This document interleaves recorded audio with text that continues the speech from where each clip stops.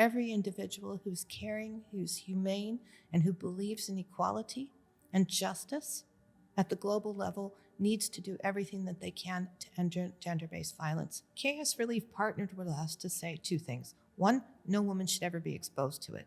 And if she is, we're going to help with the services that provide. I really knew the capacity and the extent of how closely Saudi Arabia is working with the UNFPA to protect these women. Women and girls are not secondary in a humanitarian crisis. I didn't even know there was physical protection on the ground because we don't think of that immediately. Like you said, we think of food, we think of shelter. We don't think of protection from gender-based violence. 80% of the health facilities and infrastructure have been devastated in Gaza. One country cannot survive if everyone isn't doing well. For me as a woman, and I can see it in your eyes and I can hear it in your voice, that it's the same perspective.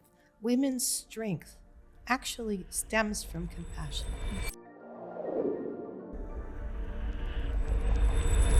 Welcome back to Discussions. I have with me, I'm happy to say, Ms. Laila Baker, the UNFPA Regional Director for Arab States. And if you notice, we're actually not in our traditional studio because I was so adamant on having Ms. Laila here with us that we set up very quickly in a spontaneous studio to bring you guys this episode. Yesterday, I met with Mr. Andrew Saberton, the Deputy Executive Director for the United Nations Population Fund. For those of you that don't know, the UNFPA is working very intensely in humanitarian crisis and developing countries to protect women, provide them with maternal resources, reproductive care, reproductive resources, because I think everyone will agree that no woman should die in childbirth. That shouldn't be a common thing. No one should ever die in childbirth. No woman should ever be susceptible to gender-based violence of any form and any kind, whether in developing countries, humanitarian countries, or around the world. And the UNFPA is working very closely with Saudi Arabia's King Salman Humanitarian Aid and Relief Center in countries such as Palestine and Gaza, Somalia, and Yemen to protect women and provide them with these reproductive resources. And I personally feel so passionately about this topic that I felt that we had to bring it on Discussions to educate the public, to learn more about the work of the UNFPA, and also to shed light on a career side with Ms. Laila Baker to talk about the accomplishments she's had in her career. And for those that ever want to pursue a career in the humanitarian world, this is an episode that can provide you with more information.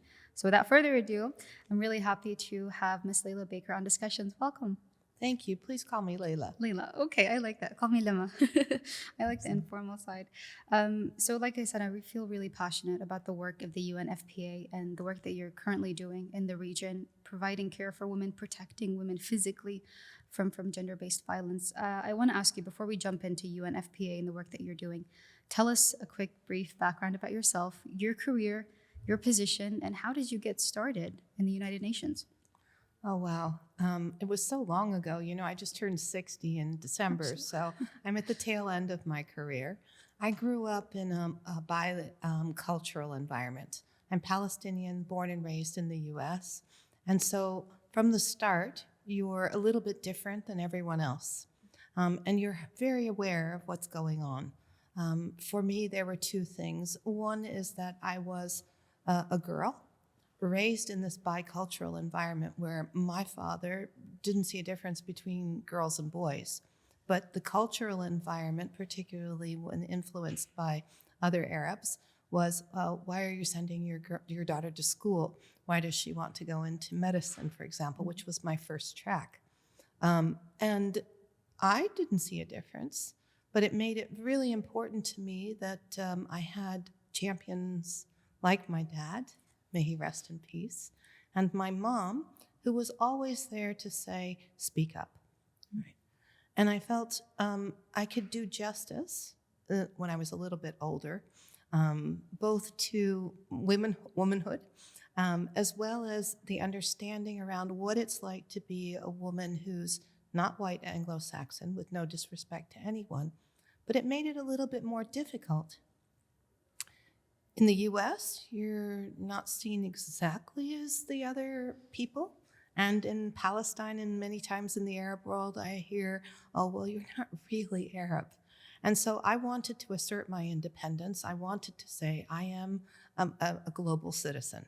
And nowhere else in the world is there an entity that embodies global citizenship better than the UN. And UNFPA specifically came when I went to university and decided not to pursue medicine, but public health. And I had a very inspirational professor And she taught me that if you really want equality and you really want equity and to be seen as an independent person with your own aspirations, goals, and opportunities, then you have to be able to assert who you are. You have to be able to make your own choices as a person. And no other agency represents that better than UNFPA. And why did you decide UNFPA specifically? Well, UNFPA represents, even though it's the population fund, reproductive health, reproductive rights, understanding what your choices are, and being able to exercise them. For me, there's no other agency that has that mandate. And I like that it connects the individual, who I am as a person. You don't choose where you're born or who you're born to, but you have to be comfortable in your skin and be able to express that. We were talking a little bit earlier about what it's like to have choice and an informed choice about who I am and what that represents and what I want to convey. And I think UNFPA, when we talk about the rights-based approach, when we look at women and girls and we say, you have to be able to express who you are, have the independence, the information, the services that will support you, and the enabling environment. I love that UNFPA does that, and I've worked for 3 other agencies as well. That's beautiful, honestly. Let's backtrack a little bit. For those of you that don't know, for people that don't know at home watching this video, what is the UNFPA and what are its primary functions? And I know you're working currently in over 150 countries around the world to protect women and women's rights. So tell us a little about what is a UNFPA. Yes, well, technically we're the population fund, but let's put technicalities aside. Wherever we work, humanitarian, development, in the headquarters, in the field, we have 3 things that we really want to do. One is that we think that it's exceptionally important that no woman dies of any preventable causes while she's pregnant or giving birth. So 0 preventable maternal deaths. There are sometimes, even with the best intervention, that it's going to happen, unfortunately. But there are a number of cases, the majority of cases, occur in humanitarian contexts, and they can be preventable. The second is that we want to end any sort of gender-based violence, verbal, political, economic, physical, you name it. No person should be exposed to violence just because of who they are, and we want to end that globally. And the third is around the choices to be able to say, I would like to have a family or not, and when and where and with whom I would like to have those children. So the family planning aspects of it. And also there's physical protection on the ground, I imagine, for women in vulnerable situations when we're speaking about humanitarian crises in the region. Well, yes, but it's part of our 3 zeros. 0 maternal death, that's preventable. 0 unmet need for family planning. 0 gender-based violence. Yeah, it's beautiful. I want to ask you more specifically about the work that you're doing in Gaza. I know that you've partnered with Saudi Arabia's King Salman Humanitarian Aid and Relief Center. And a lot of people don't know that Saudi Arabia is actually working closely with the UNFPA to protect women in the region from the 3 pillars that you stated previously. There was a number that I spoke with Andrew about yesterday. He said that 50,000 pregnant women are in Gaza, pregnant women at any time, there's 50,000. And the number of childbirths a month is 4,000 to 5,000. I think this is a staggering number that people don't know about. So 4,000 to 5,000 childbirths in Gaza alone monthly. Can you tell us what is the work that UNFPA specifically is doing in Gaza to protect and serve these women? Thank you for the question, not only because I'm Palestinian, but because I just came back from Gaza.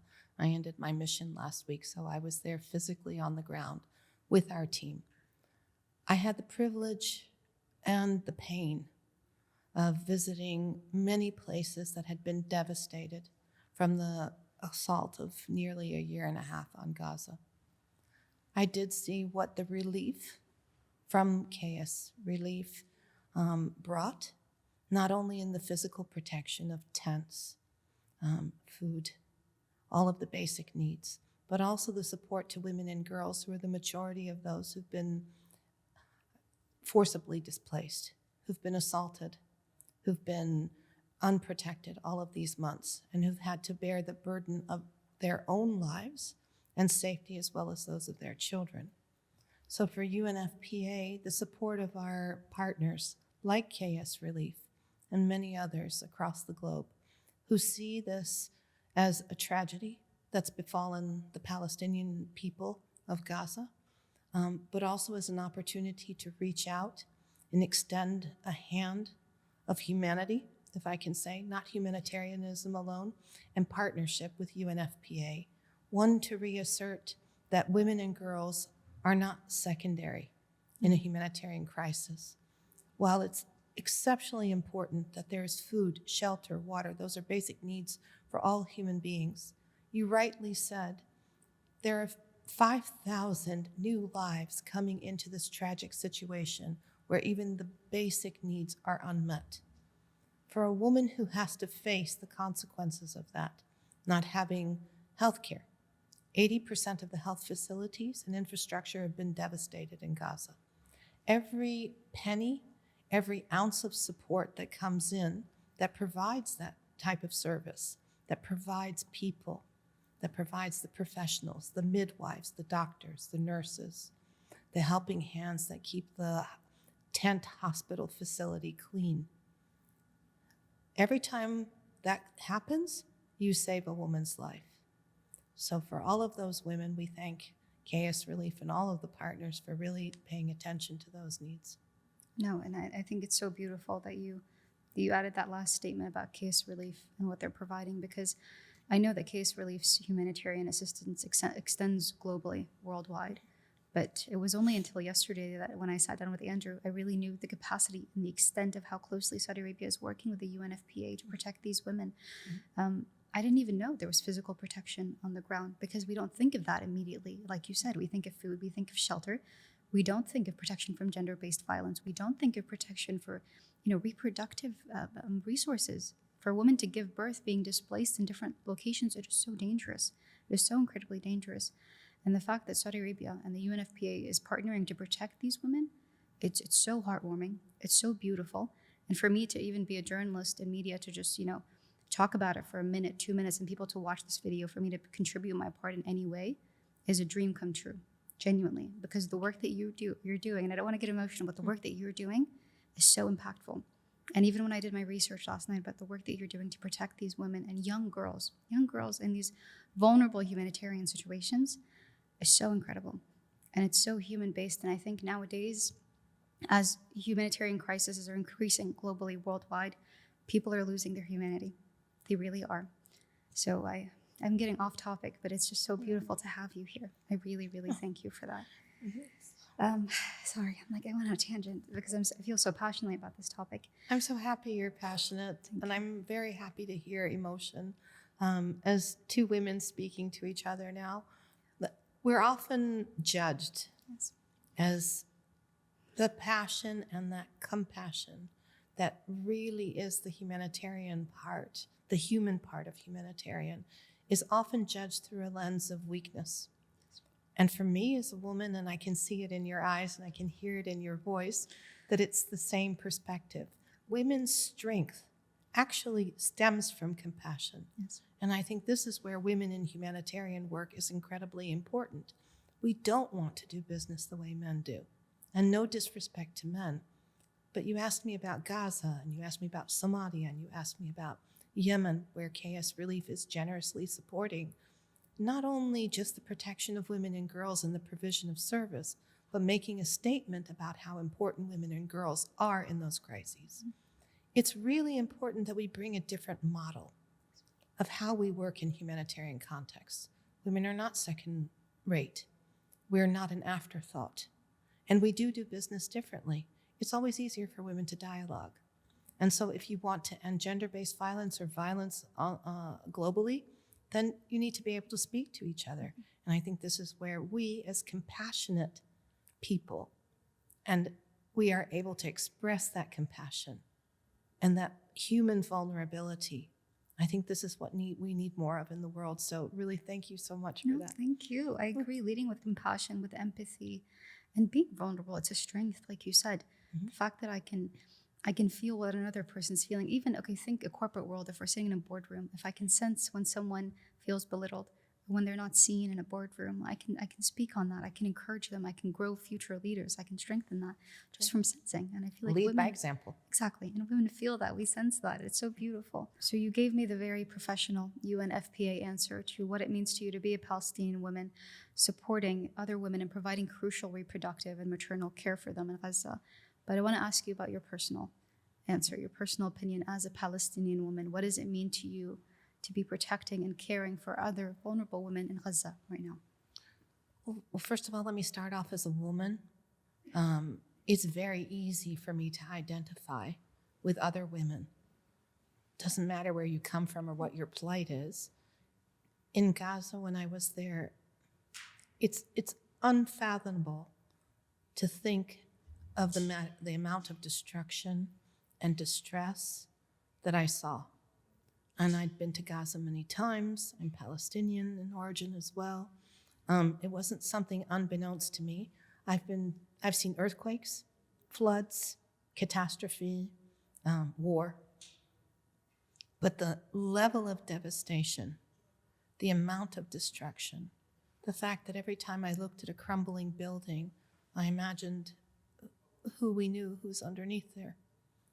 And so when I hear the news that looks at only the devastation, the physical infrastructure, which only talks about the political side, and it makes me feel a little bit uneasy, because it's difficult if you haven't lived through that situation, and thankfully most humans haven't.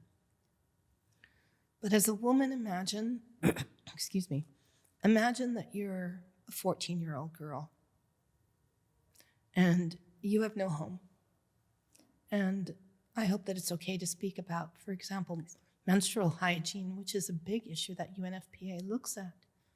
There's no water, there's no privacy, there's nothing. And you're unable to go to school, you sleep in a communal room, probably on the floor. What do you do? What do you do when your natural body functions are there and you have no one to care for you? As a woman, it makes me simultaneously upset and angry and sad. So UNFPA, when we step in with our hygiene kits, when we bring a relief to those women and girls who have told me personally, we would rather have sanitary products and hygiene products to stay clean, to be able to move around and look for food and care for our family, than to have any other form of assistance.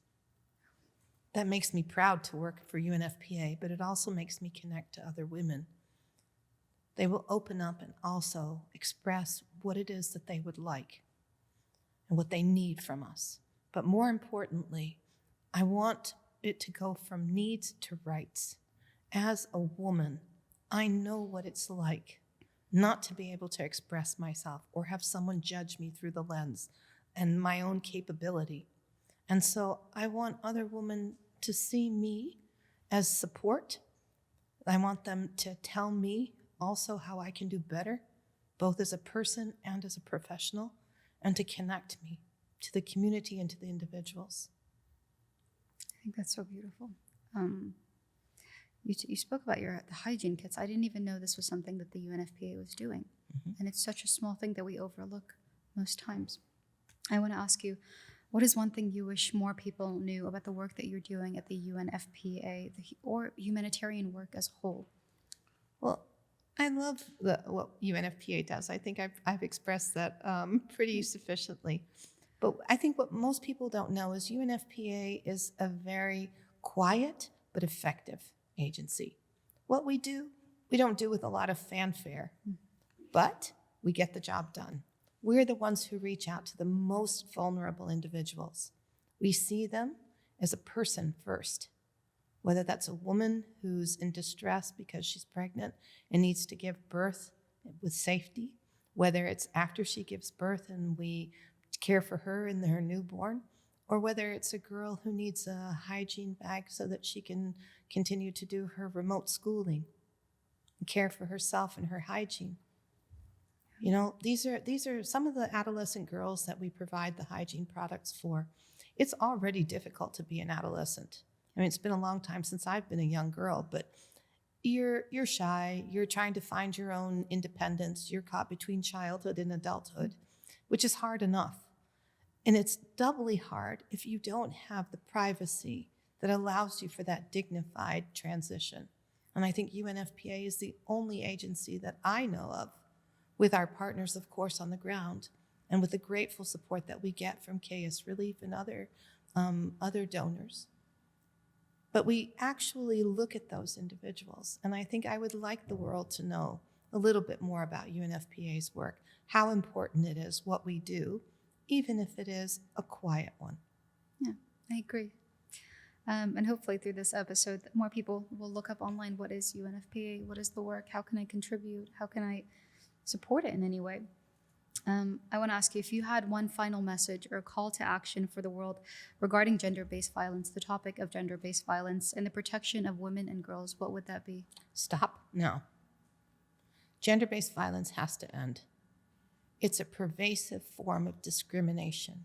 It undermines the individual, it undermines society, and there is no excuse for it.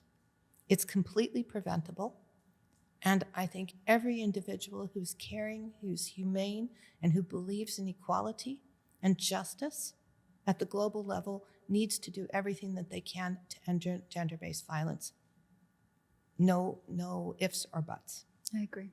I completely agree. I think I asked you this question in the beginning about what made you pursue your career in UNFPA. It was about the topic of women. It was, and it caught me kind of halfway through. I'd always known that I wanted to do something. I thought I wanted to be a doctor, like every child does. I was very encouraged by a father who wanted a doctor in the family. And I got accepted into pre-med in 1982 when I graduated, and it was at the American University of Beirut, which closed for one of only 2 times. And I was forced to make a decision. And I decided to do public health instead. And when I went into public health, I realized very quickly what I knew intuitively all these years, that as a person, and especially as a woman, there is no way that I can assert my independence as an individual and really feel equal to everyone else if I had no control over my own reproductive choices. I have to feel comfortable about who I am first. I want to choose who I marry, how many children I have, when to have them, and to feel very comfortable in the body that I was given and born into. And so being able to express that adequately, being able to ensure that as a woman, I see myself as an equal, and I present myself as an equal, and I have the opportunity to engage in that, that's when I decided that I would do my career in public health and family health, and then I would pursue UNFPA actively. And it's so beautiful to hear you speak so passionately about this, because you're not only inspiring future generations, you're also giving them the tools to pursue the same, to empower other women in the future, to support them and give them the option of having that choice. Like you said, the choice over how many kids do they want to have, the choice of do they even want to have kids, what do they want to study. Giving a woman the right to choose is such an important tool, and it's such an important role that not everyone in the world agrees on. But I think it's so important. And even the topic of gender-based violence, we still have people that don't agree. We still have the idea of a woman should give birth and give labor safely without losing her life. People don't agree on that topic. I think that's insanely wild that we don't treat women equally around the world, regardless of their socioeconomic background, regardless of what country they were born into. Because like you said, that's not a decision we make. We don't decide where we're born. But every woman deserves the same rights, regardless of where they are, where they're born into, whether it's a war-torn country, whether it's a developing country, or regardless of where it is. So that's all we do. We try to give everybody an equal chance. Completely agree. So we're going to shift to a career setting, because a part of Dicsussions is we have 2 platforms with social impact and education. We want to educate the public on any information that they might need to pursue a career. And I've actually gotten a lot of questions about people wanting to pursue a career in the UN, different UN organizations within humanitarian work.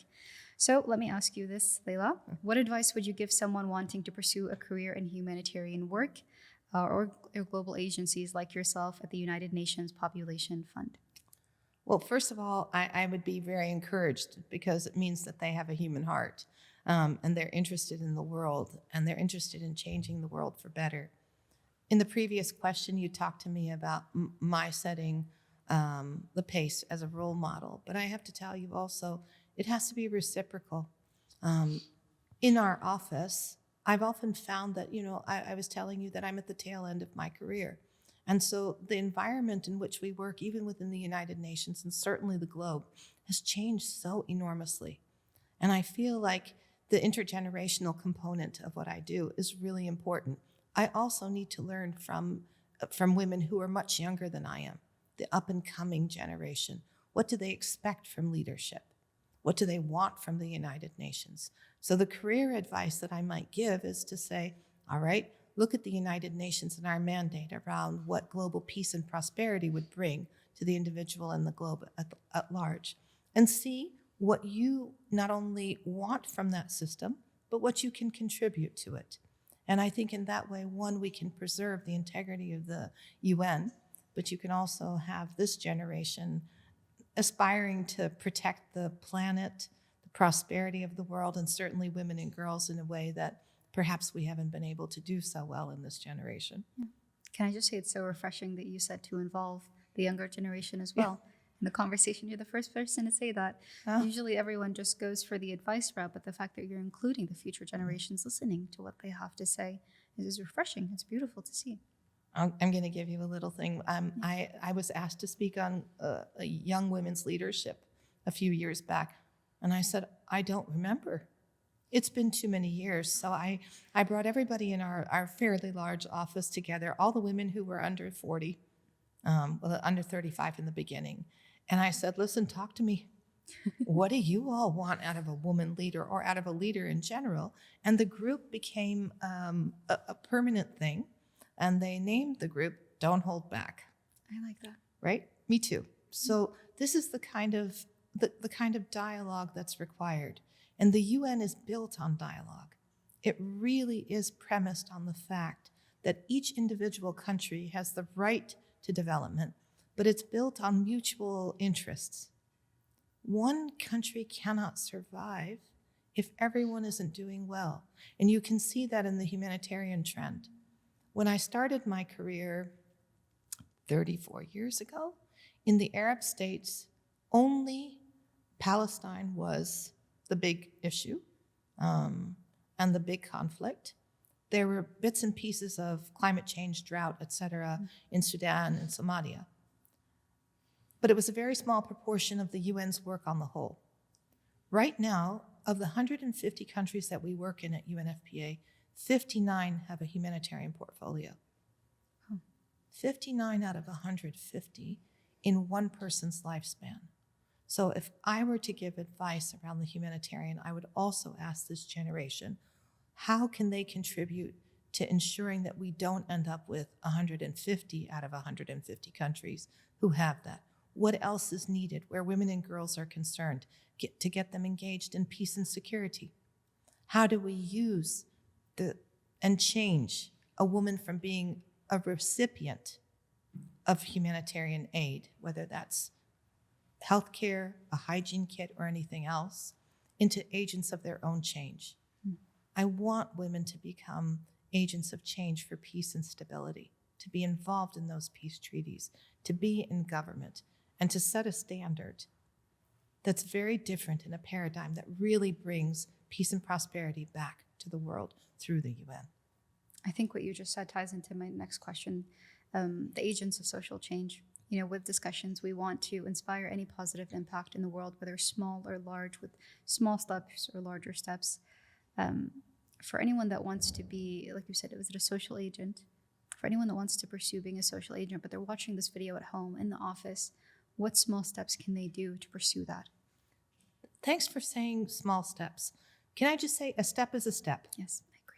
And I wish people would not be afraid. There's so much self-censor. There's a little bit of apathy as well. Well, what can I do? With all of the global context feeling so overwhelming and never more than it is at this moment, I think it's really important that every individual feels that they can do something.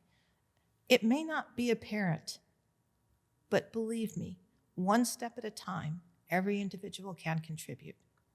If you can contribute your time, we have volunteers, we have interns. Come and learn about it firsthand.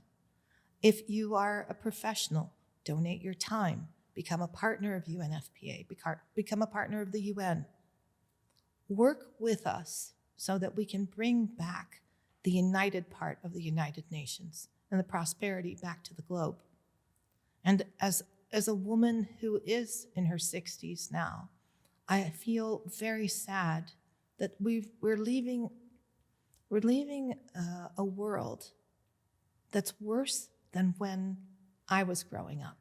For every generation, usually you leave behind a world that's more prosperous. And so I feel a heavy burden on my shoulders as I grow older, not only to work for UNFPA, but to work with this generation so that we can turn that around. Great. And I've noticed, like you said, the humanitarian crisis seems to be getting worse around the world year by year. So I think it's important to bring in different voices, like you said, and bring back the united form, the united in the United Nations. I think I really enjoyed that you said that. We're getting towards the end of the interview, but I want to jump around a little bit more. You know, we talked about different topics about the UNFPA. Are there any misconceptions that people might have about gender-based violence, whether it's related to the UNFPA, whether it's related to anywhere around the world as a whole? Well, and that's a complicated question and an easy one at the same time. If you take away the gender part, there's no one in their right mind who would condone violence. So if violence is not a way to resolve anything, not conflict, not misunderstanding, and certainly not any understanding about us as individuals. And being different doesn't mean better or worse. Like we were talking about being a woman or being from multicultural setting. I'm not confined by one dimension. I'm a woman, I'm Palestinian, I'm American, I'm a UN staff member. I have 500 different facets of me that define who I am, but not singularly. And I think for me, this is the core about gender-based violence. If you think about violence as a way of, a pathetic way of trying to resolve differences or assert your own power or perceived power, then you will not condone it, and you will do everything to stop it. If, however, you come at it, and this is a misperception, that it is to give men taking away some sort of authority or rights from men to give to women, and using gender-based violence as the crutch. For me, I always tell people, no one gives you your rights. You are born with them. What gender-based violence does is it cripples you from being able to assert those rights, to exercise them. And gender-based violence hits at the core of every person who's exposed to it because it damages you fundamentally at your inner core, your soul. That is very difficult to recover from, and I'm proud that UNFPA actually intervenes to be able to provide the psychosocial services, the medical counseling, the legal facilities. But fundamentally, what you're trying to do is you're trying to say two things. One, violence is not a way to resolve anything. Two, no one has the right to assert their power, because it is a power differential. Men who believe that they have the right to use violence as a means of asserting their own authority over a woman. There, we ask that not ever be the perception. I'd like to correct that. And I'd really like just to say that anyone who believes that violence is not the way to go, that you need to stand up for gender-based violence. I agree. And I think spreading more awareness about it, spreading more awareness about resources as well is very important. Sure. We talked a lot about, the work that you're doing in partnership with Saudi Arabia, KSrelief, especially when it comes to Gaza. But we haven't talked about Yemen. We haven't talked about Somalia. So tell us, how is Saudi Arabia working with the UNFPA to protect women in these countries? Well, Yemen is our big success story. KSrelief I'm very proud to say that they were very open to the discussion around gender-based violence. The partnership that we have with them is really protecting and providing for women who are exposed to gender-based violence. Now, it occurs in normal settings. Many countries shy away from it because they don't want to say that it exists for one reason or another. It's difficult to capture. It's often seen as a private matter. And I think for people who think that it's a private matter, it's also, forgive me for the word, but it's a sellout. It's an easy way to say, well, this is a private matter. We're not going to discuss it in public, which makes it doubly difficult to combat. KSrelief partnered with us to say two things. One, no woman should ever be exposed to it. And if she is, we're going to help with the services that provide psychosocial counseling, medical facilities, outreach to wherever she lives. And so we're really proud of that partnership. One, because it does send the right message. Two, it does help so many women and girls in Yemen. And it sets a good pace for other people to follow suit. So leading by example as well. I agree. And then what about the work that you're doing with KSrelief in Somalia? Can you tell us about that? Yeah, in Somalia, this is one of the most difficult contexts that I've ever been exposed to as well. Somalia is very complicated. There's a recurrent conflict. And many of the social norms that also perpetuate gender-based violence, such as female genital mutilation, child marriage. And I say child and not early because anyone who gets married before they are an adult is still a child, a minor. And so with KSrelief, we've been able to increase a lot of the awareness, look at some of those social norms, not imposing, because people do things for a reason, understanding what are the driving factors behind that, and providing for people based on what they need, what they request. So it does two things. It builds the capacity nationally, which is great because then you leave behind a legacy that's really important. And in Somalia, there's someone who can carry on that even beyond the funding. And secondly, it allows for women to come into the fold where there was no space for that.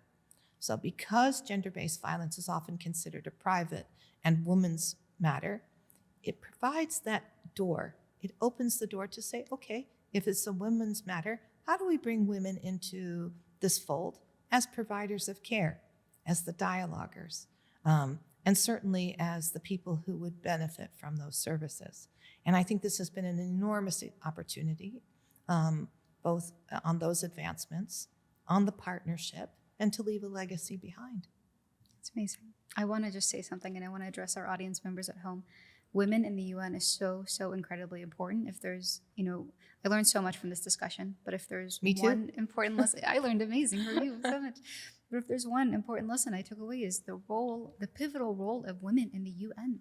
It's so important to represent other women that may not, they have a voice, but their voice has been shut down or their voice has been silenced for so long within these humanitarian situations. So the role of women in the UN, if you're interested in the UN, even slightly, if you wanted to learn more, just research online. There are opportunities in the UN, and I think having that representation is so important based on this conversation that we've had.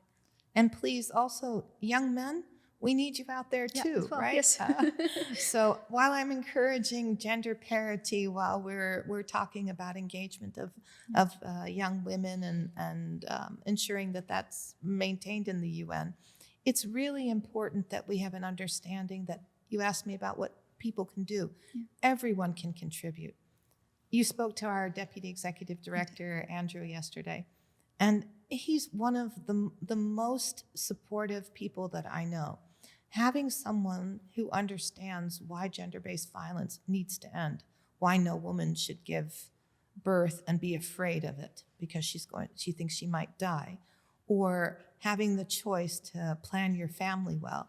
Andrew and all of the wonderful people, men and women who work for UNFPA, really exemplify and embed that.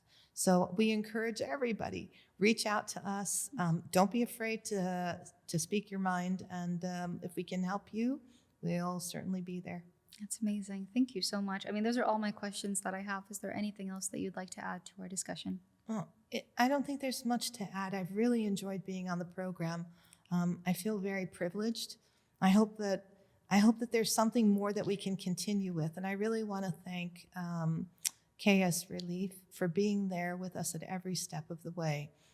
We really see them as partners in this, and we hope that we can expand that partnership, not just individually as UNFPA, but as that partnership between KSrelief and the global arena. Otherwise, if there's anything else that we can do, don't hesitate to reach out to me. That's It's amazing. been a privilege. It's been such a privilege, and I really admire that you thanked KSrelief, because I've personally reported on multiple humanitarian missions with them in Sudan, Somalia, and the borders of Ukraine and Egypt, on the borders of Gaza. And the work that they're doing is amazing. The work that they're doing is, I've seen them work 48 hours straight with no sleep to provide care packages to those in need. And it really shows the compassion that we have here in the Kingdom of Saudi Arabia, led by KSrelief. So thank you for saying that, and thank you for joining our discussions. My pleasure.